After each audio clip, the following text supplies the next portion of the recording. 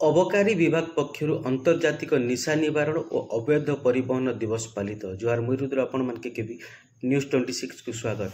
नुआपड़ा जिल्लार अबकारी विभाग पक्षर निशा निवारण अवैध परिवहन दिवस पालित हो जाइछि। एही उपलक्षे विभाग पक्षर एक सचेतनता रथ शोभायात्रा बाहरी सहर और गाँ गुड़ी को परिक्रमा करथिला। विभाग अधिकारी माने जनसाधारण को सचेतन करथिले। निशा द्वारा परिवार संपर्क तिक्तता और आर्थिक मानदंड सीधासलख प्रभाव पकाई थाए। सेपरि परिवार कलह सांग को महिला हिंसा देखा जाए।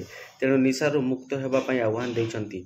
आसतु ए नहीं आपणकर अबकारी विभाग पक्षर कौन कहते सीधा प्रतिक्रिया ना।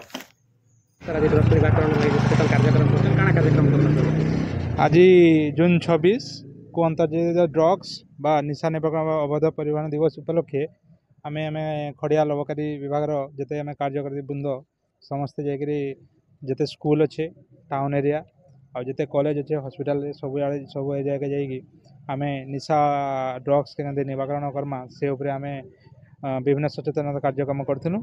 आउ खड़ियाल सचेतनता कार्यक्रम कर सारापर फिर आम कमना ब्लॉक से सचेतन करवा प्रोग्राम अच्छे माने वार्ता दमु कि आगे के ड्रग्स माने जेन कुपरिणाम जेन अच्छे से उपरे लोक आम सचेतनता दौचु कि ड्रग्स सेवन माने ड्रग्स नाई खान बोली आम वार्ता दौचु।